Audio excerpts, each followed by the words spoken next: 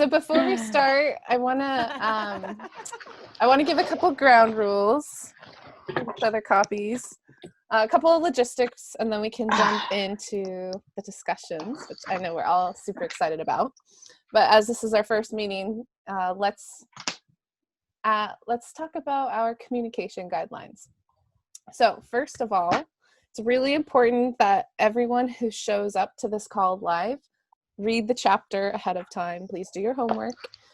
And we ask that you actively participate in the discussions too. So depending how many people we have, we'll have to see how we manage everyone's questions and responses. But it's, if you are present, then we want you to, collaborate with us to expand the discussion we're having.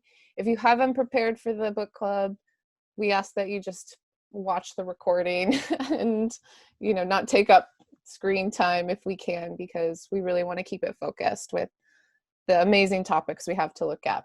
So that's one thing. Also, two, since we do have the author on this call as well, which is an amazing privilege and an exciting just benefit of being a Walk With Me Now member. So true. It is really important, however, that we want to only ask questions that are relevant to the book. So we're not going to be asking questions about Inelia's personal life, especially if it's not relevant to what we're looking at. So I think we all have good etiquette here, and that's obvious, but it's important to state too. Speaking of mystical etiquette, third thing, we are not going to be channeling any angels on this call. So if that's of interest, you can do that on your own time. But we're not going to be doing it here because this is a book club, not a channelers club. Although that might be interesting for different reasons, but someone else can organize that on the forum if they're interested. So no channeling, but you're welcome to, be smart, be street smart if you are going to do that type of thing on your own time. All right. And lastly, we were looking at how to potentially expand the awareness of the book itself and these discussions by putting together some compositions of the calls that we might want to put publicly outside of the forum. So one thing that would be different about this book club as opposed to the other one is instead of keeping it private to Walk With Me Now, we might edit certain pieces of the recordings and put them on Inelia's public YouTube. Oh, cool. But to do that, we need everyone's permission to do that. So I think for just to make it easy, if anyone does not want to appear on a public YouTube, just write into chat that you do not want to appear in the YouTube, and we can edit you out. So you can still show up to the book club and participate, even if you don't want to be seen publicly or be in a video publicly on the web. We just need to know ahead of time. But all of these recordings, all of these sessions are going to be recorded for the forum and full length, but we might take pieces out here and there for the public YouTube, to be determined what that will look like. So I hope that sounds exciting. But at the beginning of every call, we'll just go over that quick agreement logistics so everyone feels good about it. All right. So now that the bookkeeping is done, let's jump in to chapter 1. Okay. Of Interview with We're an all Angel. impressed now. We're all quiet. There are so many topics just in this first chapter. It's kind of hilarious.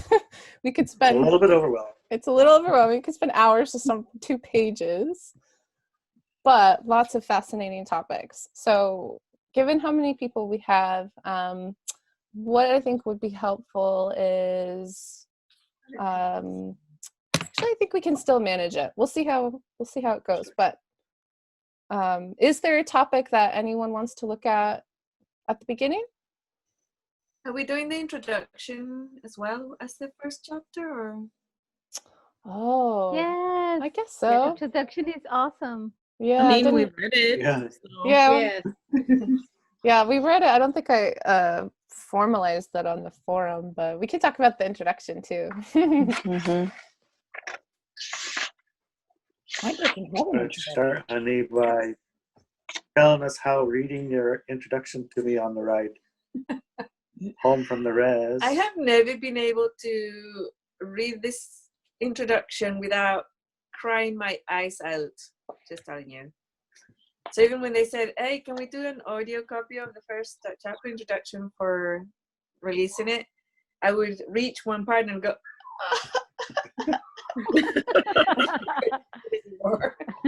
that's it, I'm done.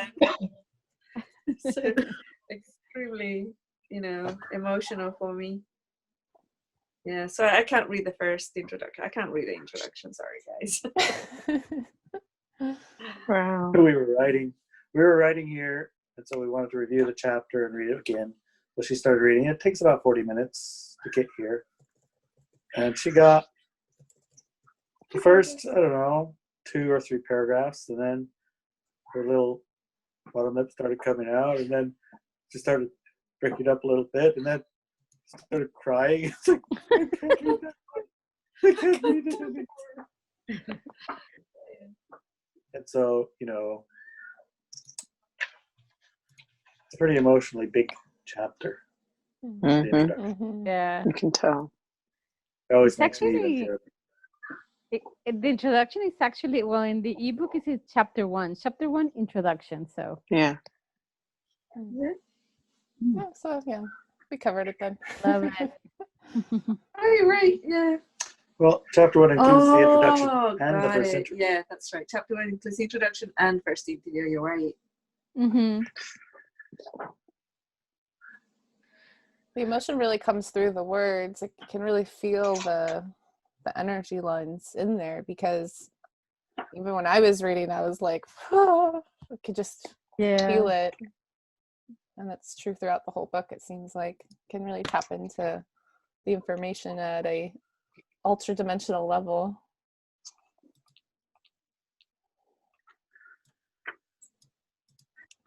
So is there anything we wanted to look at specifically in the introduction, besides it being very emotional and beautiful and overwhelming sometimes?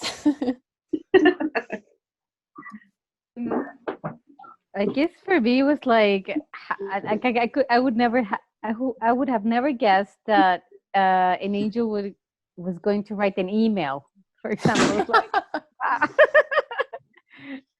That was like interesting. Yeah, and it's explained in the first interview too about why it had to be an email, right? Because of the communication as an adult. Yeah. Yeah, but I guess I don't know. I just didn't expect that. Yeah, right. But would he then actually indeed sit down behind the computer somewhere? Would he materialize a computer somewhere, or would he just tap into into the internet and construct an email and an email address, or like? I actually know the answer to that question. Okay. How He went to an internet cafe and paid for a computer's time to send it. Wow. Real time. Makes sense. I'm curious, is he like a real person with an ID, or is just a body that appear, and after his job, his interview with you, like the body just disappeared? It's like, I'm very curious to know about, can that person be tracked, like it exists, or is just a body created? Yeah, I think that he materializes into his preferred shape as a physical body, as a human physical body, human shaped physical body, I should say. But then he dematerializes, I'm sure of it.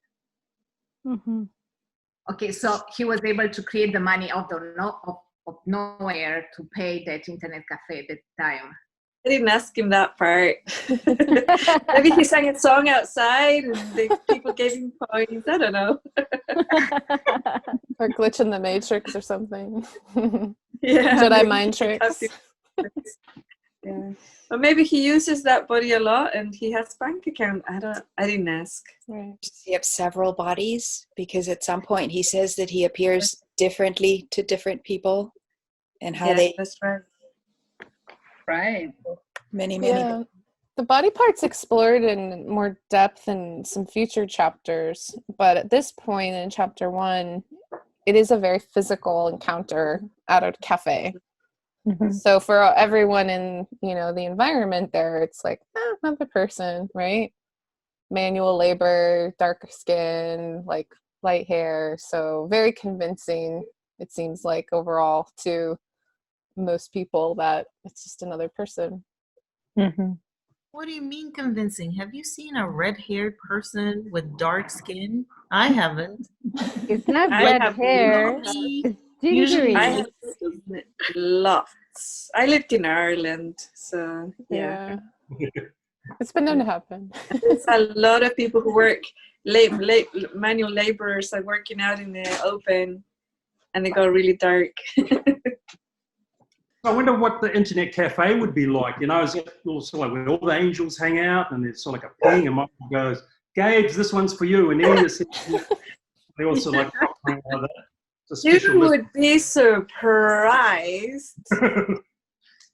I know for a fact that aliens love their preferred location to send emails and stuff and hang out are Starbucks. Oh, wow. It does say star. Huh? They do. Whenever I go into Starbucks, I always scan because more often than not, you're going to find an alien in there. Oh, Wow. Especially if the Starbucks is near some sort of Military base. military base. For some reason, they love to be near military bases. Gotta go check Do it. they order lattes? So I wouldn't be surprised at all if angels like cafe, internet cafes. That is so cool. Mhm.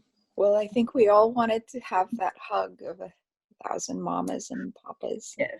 Oh, yeah. Gosh. Oh, totally. I think everybody who's read the book had the hug. I think I so. think so. Oh. I think you know what that feels like. I think you know Yeah. how that Feel feels. it just reading it. It's like,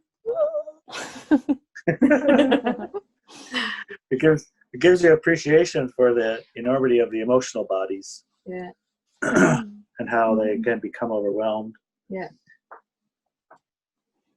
trying to find the specific line, but related to the body, Gabriel was saying he can be, multiple times at once, but not everywhere in space. Yeah. So Right. when has his body manifested, then in that time space, he can only be in that space. It seems like. And he didn't like that. Yeah. Yeah, I think so. I had a question about that too. Sure, go ahead. Because he said humans can be in two places at the same time. And as Inelia, I suspect the humans to be the architects of all physicality. I thought, well, that's known of matter, whatever it is, that it can be at two places at the same time too. So I thought maybe that's why, maybe physicality mirrors the innate nature of humans. Or do I make sense? Because he seemed to be surprised that we can be at two places at the same time. But like in quantum physics, it's known that matter can be in two places at the same time. So if we have created all... Yeah, so here's the thing. Are you a quantum particle?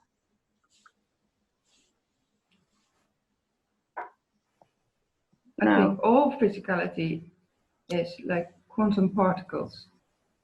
But are you one? Because the quantum part of it, you can be more places than one.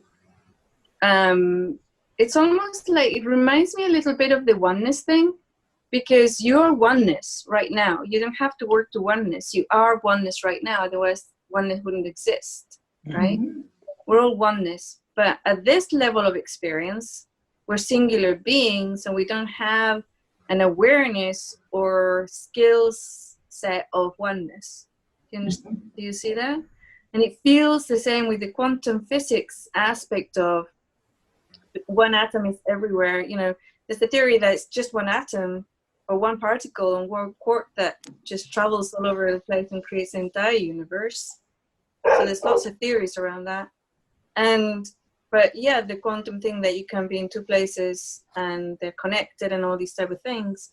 I think it's the same type of relationship of you as a person. You have a lot of atoms, but you keep them together in a certain shape, and you create certain energies and thoughts and everything and realities around you. Do you know what I'm saying there, or how the kind of thought is going through that? So for somebody, I can't remember the part that says, you know, you were in two places at once, so you could be. Do you remember which one it was? Yeah, there's a sentence which says, humans can jump in and out of collectives and minds at will, or become them. That's the part where you tap into the bird flock. Where does it say that? That's it was. I think it was page 16? I didn't write down the page. Page 15. 15 it was. Sort of midway. And in 16, he says, in my species, we can move through time, can access every form of time, etc. Yeah. Okay, I'm looking for page 15. It's like, it's like midway. It's sort of at the bottom. So there's a large paragraph, and then it says, when you looked at those birds, you became their collective consciousness, as well as jumping in and out of different singular selves in that collective. It's the last 6 lines of the first paragraph on that page. Oh, okay. Hold on. Now I'll cut the paper copy.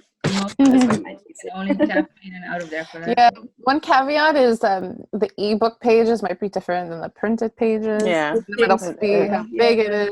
So yeah. Okay. Now we're gonna go to consciousness.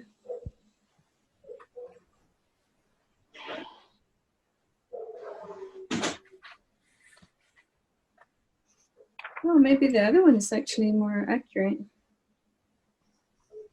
Let me see. Humans are very much like that.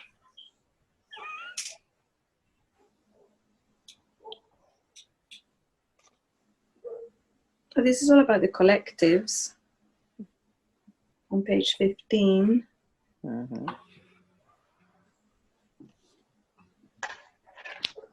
And then do you mean the experience of like a double exposure in photography, that one? No, I meant the part where you talk about the birds. And then he says they can only be in one location in one timeline, while we can be in. Yeah, that is on page 16, I think, where he says, in my species, we move. Oh, yeah. Isn't that on 14? Second to last paragraph. Okay. On page 16. Sorry, guys. Next time I'll write the page. No, it's okay. Notes.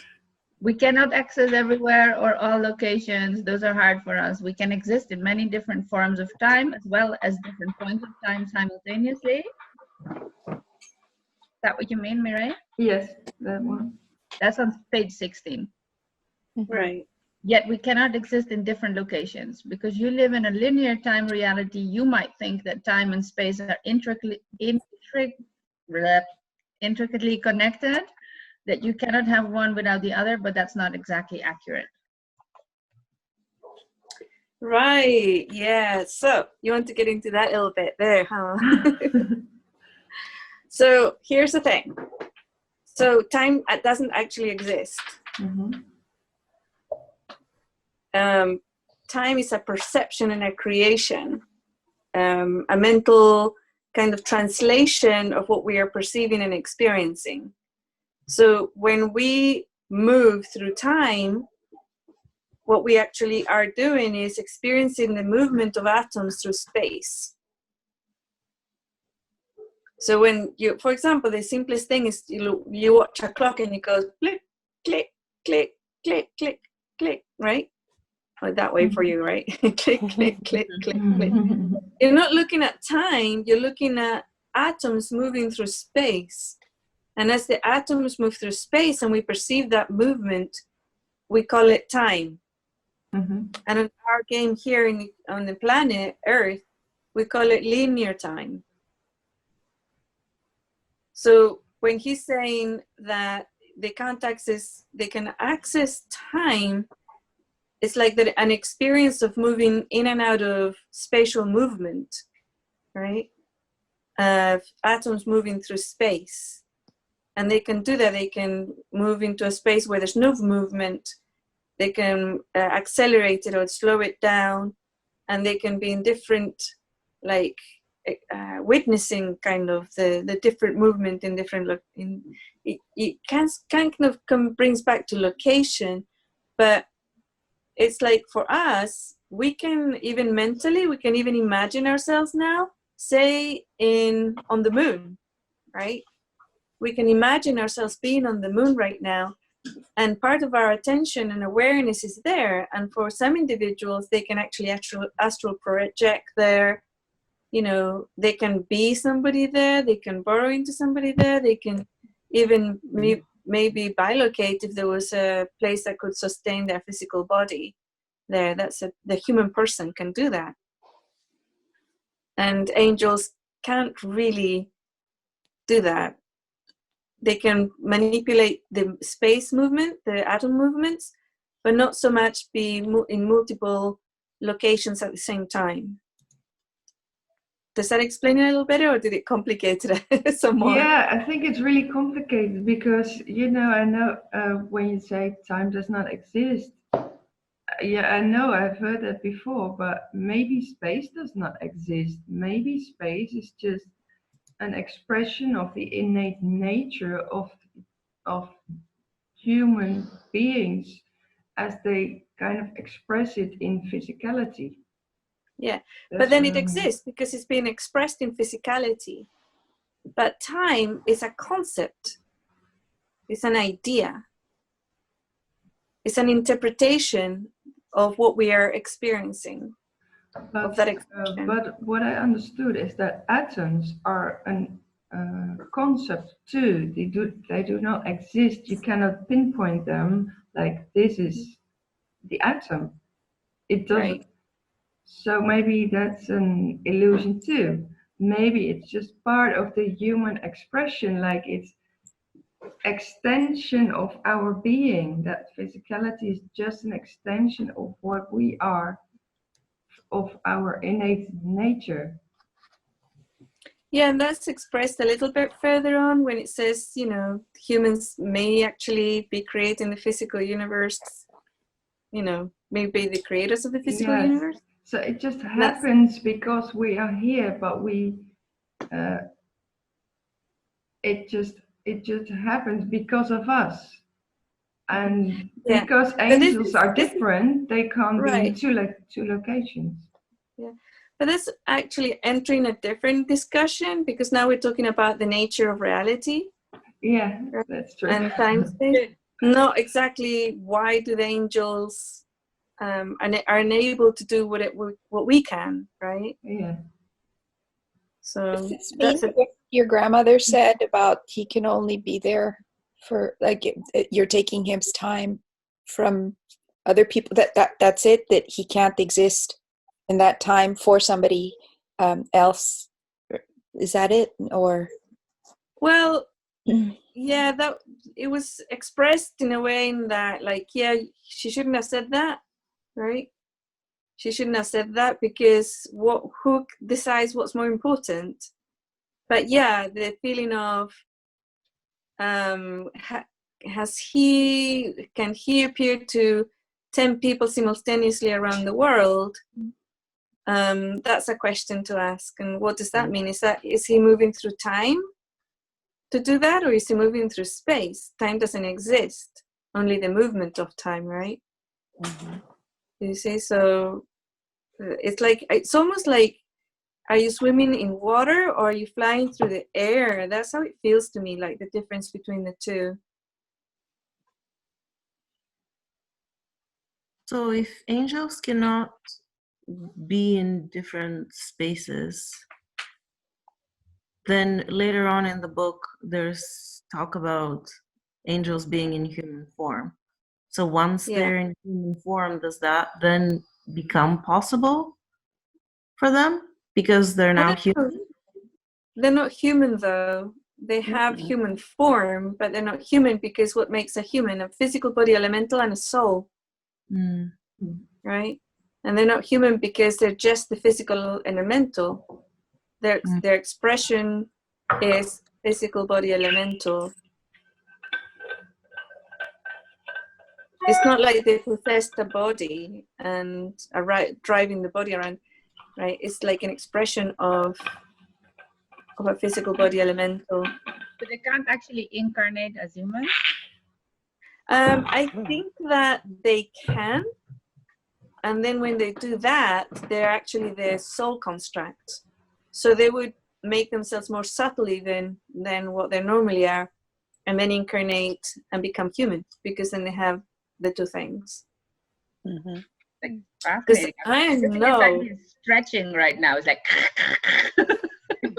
I know that I've met people where their soul were angels. I've met those people, so I know they exist. The physical body elementals were physical body elementals, human bodies. But the soul inside that body was an angel. Did it affect their body, their physical body? It must have somehow. Yeah, they're usually overweight to contain it. Like quite heavy. Wow. Not always, but usually. You would imagine that they were like all light and fairy and everything, but it's like the opposite. Yeah, they're light and fairy, but they build this. Not all of them, but the majority of people who I've met who are angel incarnations, especially before they own it, before they realize it fully and say, yeah, okay, fine, I am. Before that time, they become overweight. And often after that, and when they handle it and they know what's going on, usually they lose some of the weight. Fascinating. It's interesting. Yeah. So they'll live out the life, they'll sort of. Yeah, absolutely. It's like just like you and me and everybody else, right? They come into human body, become a human because they have a physical body elemental, and the curtain of the curtain comes down and they forget who they are, and they just have a physical body elemental that is going to live a life here, right? And now the reasons why they come in, that's fascinating. I mean, there's all sorts of reasons why they come in. Just like we all have different reasons for why we come in. The way the time right. down 1 second was the entire visit or less. But that part of the time it does affect your physical body of the people around it, because like if an angel, like when you're doing the interview and it has the time going super fast or super slow, does that affect your physicality? No, except that the rest of the universe had like a second, and I'd had 5 hours and I was hungry. So when that happens to us, when we get sort of stuck in time, because I get fixated on numbers, and if it's 2, 1, 1, 1, 1, and often it can stay for a really long time. Could that mean that there's an angel with us and they've slowed things down? We just haven't perceived them. Maybe. It's a possibility. And also, don't forget that us as humans, we learned through mapping. Yeah. So when you read that chapter, guess what? You're developing the skills to slow and speed time up. Because we're not limited that way. I thought that was a really interesting part in this chapter. It seems like you teed it up. I'm curious if this was your intent. One, you teed it up to create this level playing field in a way between the angels and humans, and acknowledging the potential that humans have, and then also acknowledging even like the interests that angels have with humans as well. They're fascinated, they're curious by us, where obviously in this call, that's like the first thing we really start talking about, right? Is like, we're super fascinated, interested, there's a whole book about it, right? So I wonder, was that your intent going into this chapter initially, to create that, or is that how it really just transpired and that was just naturally what happened? That's just what happened. I was just taking notes. Yeah. Pretty cool. My egotistical self was like, yeah, I'm not gonna put any this stuff in. It's like, yeah, waste of time, man. That was the other question I was gonna ask. Did you end up censoring it? No, I didn't. Yeah. Well, I changed a few things because, for example, later on in the book, there's a scene where he appears in the bathroom while I'm having my shower, and I start screaming at him to get out of the bathroom. That actually happened in Rome, not in near Bay. But to add the whole thing, I've been traveling and all that, to add all that into the book felt too much. So, I mean, nowadays I probably would have, but at the time it was like, boom, boom, boom, boom. It's like, it was really, I wanted to do this book really quickly without having to go into so many sub-stories, Subplots and sub. So I put it there, but there's little edits like that, but everything else pretty much pure. An interesting note on that is the book. It is relatively short, but oh my god, it's like a lot of information. I know. Yeah. Yeah. Very, very long. It was 40 minutes to get home from to get to the Shamajak from the boat, and we weren't done with the first chapter. We didn't finish it. We didn't finish it. But I felt full. Like, oh my god, that was Yeah. like running a marathon, man. Did anybody else have that experience? Yes. Oh yeah. Absolutely. Oh, yeah. Mhm. Yeah. That's why we're having this book club, so we can actually remember most of the information. Expand it a little bit more, right? Yes. Yeah. Reading it a couple of times, taking notes feels very important. Yes. Mhm. Well, that point about Gabriel bringing up, like, don't censor, it feels so important to the whole broader awareness of how this book even progresses through time and space, and how you as an individual as well, because that point he said about, don't be condescending or patronize or assume people are stupid enough, or they're not capable to, like, either one map to you or find it interesting or it's irrelevant. It actually removed this entire limitation that impacted all this other work. And I mean, that in of itself is like massive for the human collective. So thank you for processing your ego stuff. I appreciate that. You're welcome. Yeah. I was in a bad mood. Yeah, I was in a really bad mood. Came home and threw my stuff everywhere. How dare he? I'm not patronizing. Well, it feels like in your journey in this chapter too, you did have that process where you were like releasing those limitations you were placing on humans. And as a human reading this too, it also feels like a lot of the limitations that personally my experience I had reading it started to lift as well. So that was even just mapping to that. It was a very empowering chapter. That's what it felt like. Yeah. I have a question. Can you hear me? Yep, go ahead. Yep. Yeah. Why Gabriel shows like masculine. A lot of angels shows like masculine, and in this case, it's only the human body or expression of human, but it's again masculine.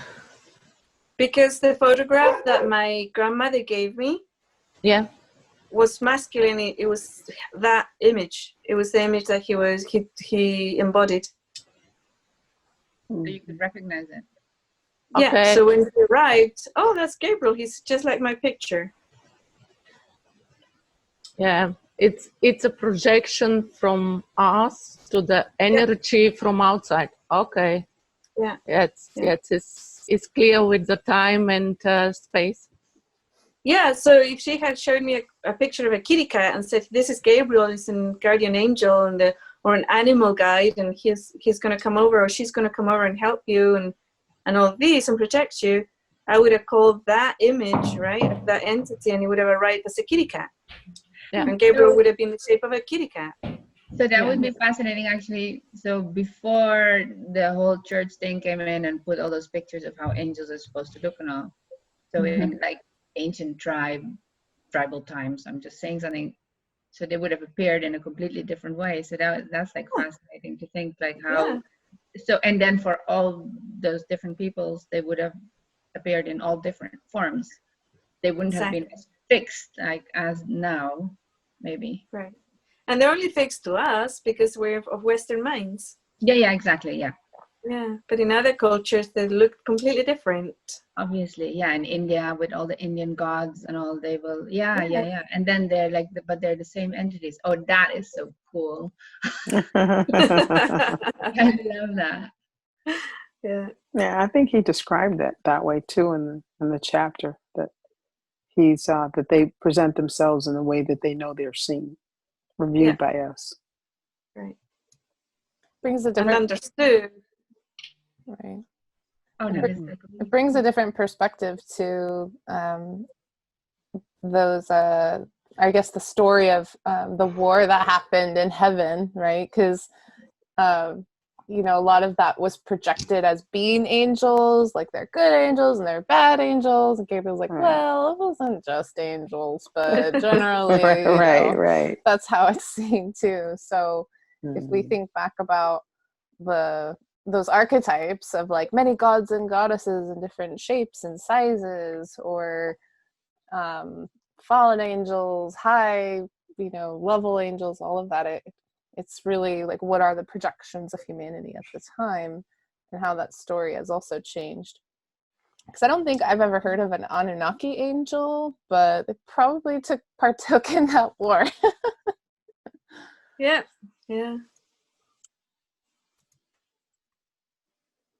But somehow all those, like, it makes it then immediately think like, oh yeah, we've been so programmed. It's like so stuck. Like, oh yeah, Gabriel, you know, it's like angels. It's like so.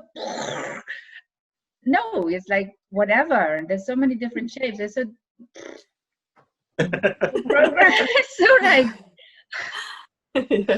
stuck. You know, those images. They're so ingrained. Those limitations. Inelia, could you explain a bit about following the energy line, how you find it? I suppose that's a skill. I do have a video out there on YouTube talking about how to follow an energy line, and scanning there for energy lines and stuff. So basically, you need something to concentrate on, or even if it's a name or an idea or a memory or a person or something like that. And then you really put all of your focus there. And then you allow that to travel. That's the easiest way I can explain it. And you find the person, object, or whatever. So the origin of it, that's how I look. And you can even visualize it if you're good at visualizing, like a little tunnel or a little string that you're following, you know, things like that might help you. But it's like, I'm thinking about my cat Theodora, so I know Theodora and I scan her, and I start looking for her with my eyes, that's me following an energy line with my eyes, right? But then, I can see her with my eyes, so I'm going to feel her with my spidey senses. So I'm following her energy line because I know her frequency, right? I know her signature. So I'm looking for her, and then I may or may not find her. Depending if she's hunting, I'm not going to find her because she's making herself invisible, right? But if she's laying around or sleeping, I probably will find her. Thank you.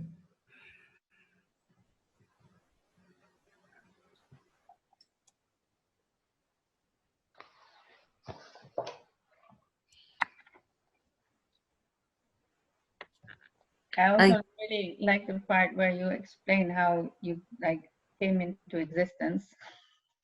The what? How you explain how you came into existence. Oh, yeah. The we part. Yeah.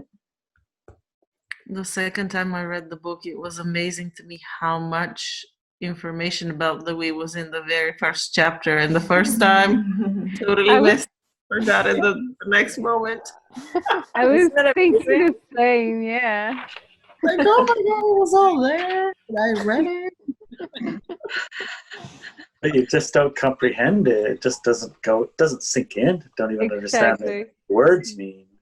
Until you talk to the we, and then you remember. Yeah, and then you go like, oh, now I understand. That's completely different than I thought. Yeah. Yeah.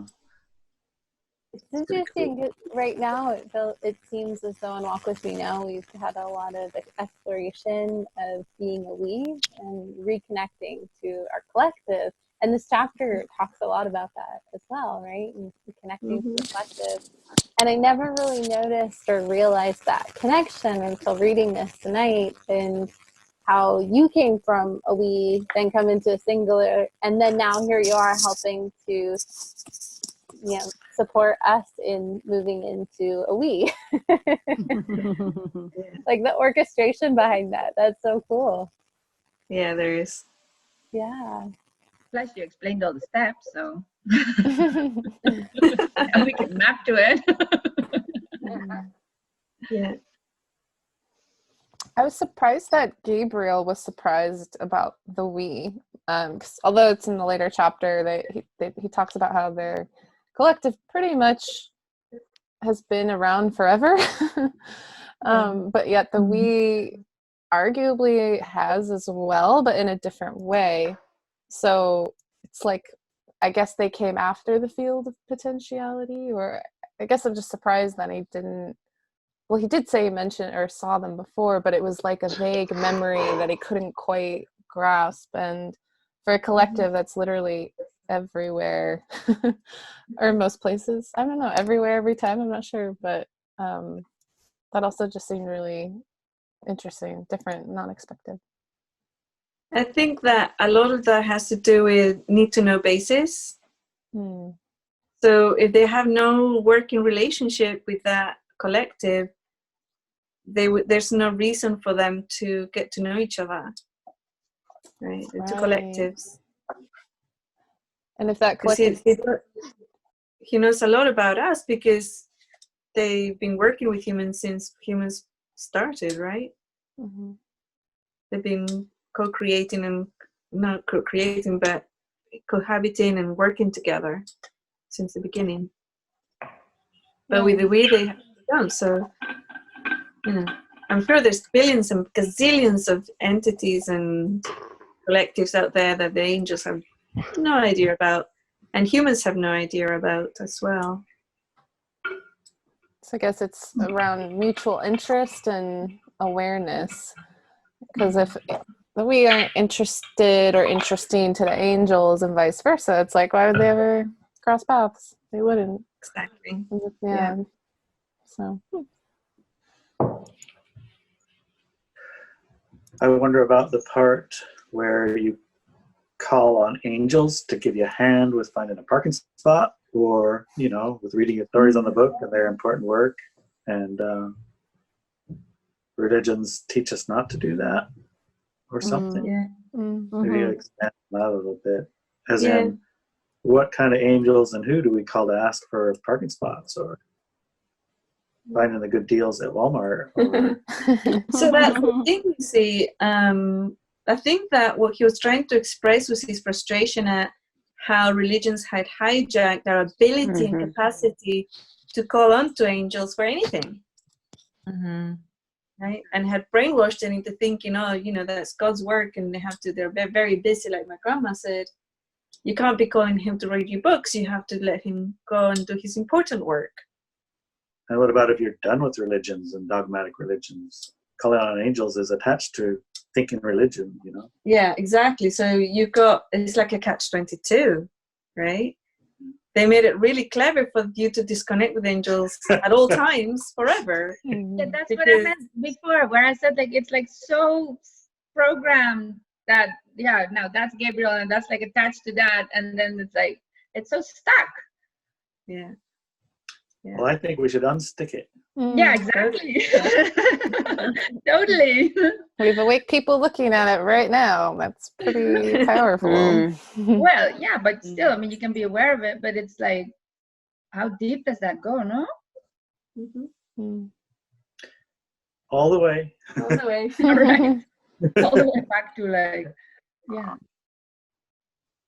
Well, and to your point, Larry, you can call angels for helping with Walmart deals and parking spots. I think what Gabriel meant in that sentence was, but then people won't actually call them for help during a life crisis.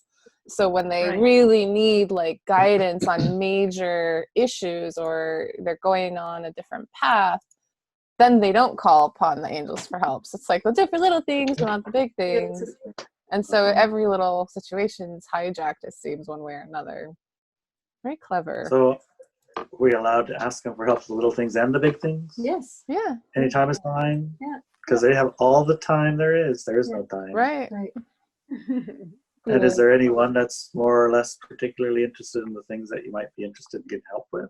Or if you ask for the wrong one, well, they're like, I can't help you with deals at Walmart. I don't even know what a Walmart is. They'll give you the phone number of the other one. I love to shop at Walmart. Walmart helper. Walmart helper, yeah. I don't think Walmart Michael will helper. care so much. There was another part that got my attention related to this, and I wrote it down so I can read it. It said, people do call on us all the time when they are having a hard time. And then it said, and that's the word that I'm thinking like, and if it's part of the choreography, the plans and decisions that have been taken by those individuals and their co-creators, we answer that call. And then I thought, why is that word if there? Because it feels a bit limiting, and it feels like we can always change our minds. And if I, for example, in a situation would choose like, now I want to contact an angel, and if I really feel that, then I should, right? Why is it then like only if it's part of the choreography? Or would the key be like if I'm fully 100% resonant with it, with my wish to ask for contacting the angel, that would be the only case that it would happen? Or I was wondering, why those kind of reminds me conditions? of the other book that we read, and people's soul plans, that they carry these old programs. Their soul plan is to be helpless and not have any help, and to be put in the worst possible situations and not get any help. So if they call for an angel, they're not supposed to get any help according to their soul plan, right? Because they have an old soul plan. They like old stuff. They like being left out in the cold with flapping in the wind. That's how they get the most learning. Right. Yeah. So, and in that case, the person, because they're still in that kind of a choreography, they can't change their mind because they're still stuck in that choreography. But if you and your higher self and all your entourage and everything, you told them, I have changed my mind and I'm going to this other thing, this other plan. Everybody, get the memo, okay? Then your angel's going to appear. Yeah, it is certainly possible and doable to change your plan and your mind. I mean, actually, it seemed like, as we remember in that other book, the in-between lives, they would go in and say, yeah, you didn't quite do what you thought you were going to do, did you? Yeah, I changed my mind. A lot of the times. I just wanted to fuck off my life. didn't want to do anything. I just wanted to, play. Yeah. So I think it happens all the time. Yeah.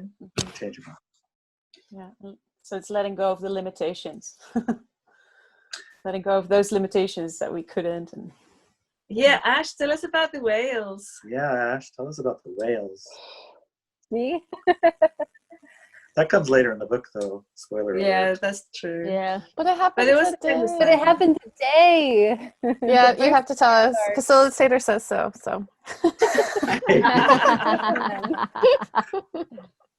Spoiler alert. Spoiler. Yes. Well, I'll start it for us. I'll tee it up. But we had a little, I guess, chat in my kitchen today for the SL call, the Second Life call.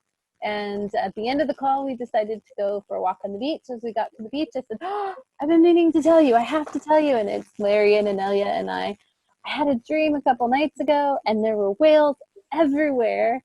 And I needed to tell you guys this. Like, I don't know why, but I gotta tell you, I'm so excited the whales are there. Because I've lived out here for a while, and I've never seen a whale. I know they're there, Which but I've seems never. impossible. Yeah, I didn't. It's like everybody else saw them. I never saw them. So Can I carry on with the story? Then you carry on. Yes. Okay.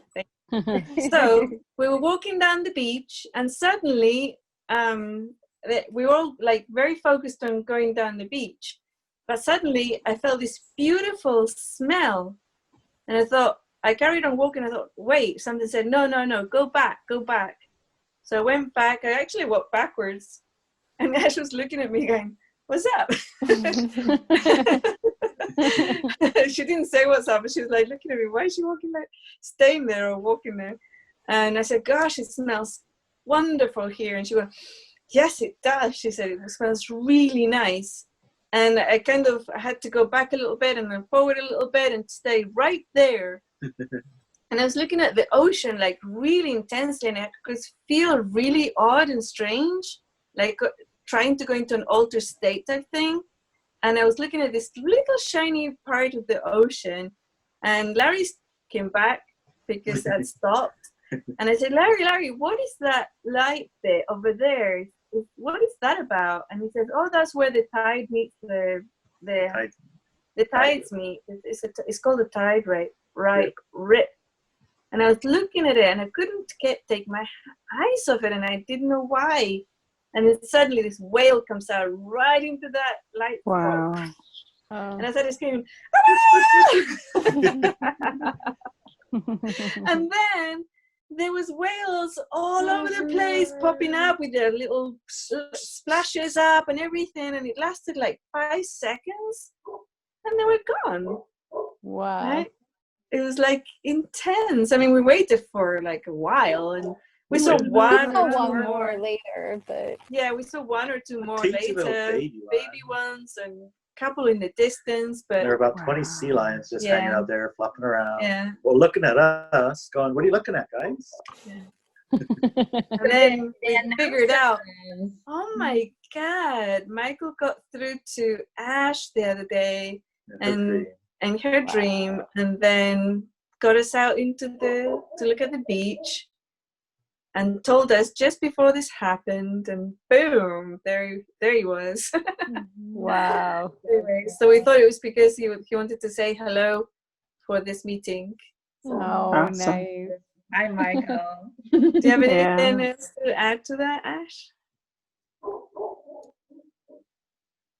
No, it was just very strong and effective. Like the dream was like whales everywhere. And I was like, woke up like, I have to tell Larry and Inelia. I almost text messaged you that day, and I was like, why am I going to text him that I had a dream about whales? I did. Random. Yeah. Like, oh, that's nice. When you guys were at the beach, Larry like messaged in WhatsApp, "Oh, there are whales at the beach," and I wasn't there because I had a thing or whatever. And when I looked at that message, I felt and saw the words Michael, and I was like, "Oh, nice." Wow. And then when I heard the full story tonight from Ash, I was like, "Oh, it was totally Michael! Oh my gosh!" So got a big support hug from from him and the collectives that, yay, we're here, we're doing it. So good job, everyone. And we got a rainbow. We did. Mhm. Yeah. Yep. We did get a rainbow. Guy too. Amazing. Well, that seems so in keeping with what I see Michael is. He's very emotional, which I tied into right away because I think that emotional body is very strong. But I did wonder, like, since the angels are not like humans, why, like, what other bodies did they have? They're not a physicality. And I thought that with a physicality, you would have the different bodies, the emotional body, the, you know, mental body and all that. And he really did seem to be this emotional ball of energy. And I took that from when he was in tears, you know, with when he was with Inelia at the beginning, and she looked and he looked out the window or something, you know, because he was actually crying. It was, I guess, had He has something to something do. in his eyes. Yeah, that's what he said. I Yeah. had something. I got something in my eye, and I was like, "Wow, really?" So, I mean, that stayed with me, and I did wonder, like, do angels really have? I mean, like, how deep do they go? And so that struck me. I was just wondering, Well, at the and I don't beginning, remember if it was. at the Go beginning of ahead. this chapter 1, because what you described is later, but in the beginning when Gabriel sat down with Anelia, same thing. He's like, oh, I've got something in my eye. He's like, yeah, we basically feel whatever you feel, it's like times 1,000, like exponent, you know? Yeah, yeah. It's like, is that like, what are you? What are you made of? You know, like what is there with you? What do you bring to this when you become physical? What do you bring with you? What do you, you know, manifest? So, but it was to me, it was very warm and, you know, heart-wrenching. It was that emotional thing. So, and yeah, Well, he that did gives that. Didn't he you, do that twice? In yeah, that tears? gives you an idea of the reach of their emotional body. If thousands upon thousands of people around the planet have bought this book, and that's the bit that they feel the most, and Yeah. they feel the emotion, right? That just shows you, I don't know, maybe it's something else, but it feels to me like that is just a little, you know, quantum entanglement of feeling the emotional body of an angel, right? Because you can feel it even years later, and I couldn't have Yeah. finished reading that chapter, you know, I just Mhm. couldn't do it. Yeah, it's very intense. And one of the things about that book also, I had to take long breaks because my emotional body was shot. It's like totally blasted out of the water. Hanging out with him, remember that? Yes, I remember. I Oh can my see God. that. I mean, you were little. You were this little kid going through a lot, and I don't want to use the word savior, but there was this love energy that was able to give you the things that you were missing out on at that time, you know, to sort of, to the point where you could say, you know, thousands of hugs from, or thousands of mommies or daddies hugs or something like that. That alone was enough to bring tears of love and joy and all that, but you could feel it. And so, but I totally got you, because I felt this little kid that was in a great deal of turmoil and sadness, and there was almost no way to alleviate that, like, even, you know, yourself. So you needed help, and then here's this, I'm going to say, stranger that just comes in and says, okay, I got this. Come on, who wouldn't be in tears? As a matter of fact, if I don't be quiet, I'm gonna start crying down. But first there was the grandmother who couldn't give hugs herself, but she did give like an opening, or she did give you like a way to connect with something or somebody that could give you what you needed. Right. She threw her lifeline. I thought that was very cute. Yeah, the too, 'cause grandmother actually offered you like a way somehow to to bring it into your reality, even though she couldn't give it to herself. Yeah, that was something. And so that sticks. That's hard to forget, Mhm. as I do so much. Well, we are about, well, actually, we're after our hour. My gosh. Are we? Oh, wow. And I think we got through 2 pages. yeah, I was gonna say, I think we Yeah. got through some of chapter 1 and can't even read the intro. Yeah, there's a lot there. There really is. You know, he talked about the wars. I'm like, oh, because I remember seeing stories about the wars or hearing about the wars. So humans have no clue there's this war going on. And then it's like, well, why did the angels side with us? You know, you're not like us. Why wouldn't you mess around with the DNA too to try to get some of that stuff that we have that some people seem to want? You know, it just is all that. It's just so much. There's so much there. But Yeah. we've only have an hour. Well, she's been reading a book to expand the chapters so there's more fluff in there. Maybe it'll be easier to digest. It has a bit more fluff. Yeah. Oh, for future books, you Yeah, mean? future books. Yeah. Future books, yeah. Future books will have a little bit more fluff. So it gets overwhelmed. Because that chapter, I'm serious. I'm still a bit exhausted. Yeah. Yeah, wanna read this it is again, like a, just to play with it. It just covered so much. 20 pages. it did. Like, Yeah. really? Yeah. That too? Yeah. Even in this chapter, it talks about how storytelling is like the best tool to learn how to map and disseminate information. And it's like, really get that in there too? My That gosh. too? Right. It's a lot. Yeah. What? Everything? Yeah. It's also one very important part about, I just remember the humans, oh no, about something about the humans, they have this amazing capacity, like the Mapping. but no, it was just It was something else. Creating? something else. Yes, and being the architects of physicality. I mean, it just describes so much about how capable we are. Wow. Right. And I didn't remember the first time. I just like realized it now. Wow. Inelia, did that mean humans on this planet, or was that just human collective? All the entire, including the humans on this planet, the entire collective. Casually, we created the universe. Good job, everyone. And then we forgot it. And then we forgot. Yeah, pretty amazing. I have a question concerning page 15. We talk about the connection with the human collective. And you say that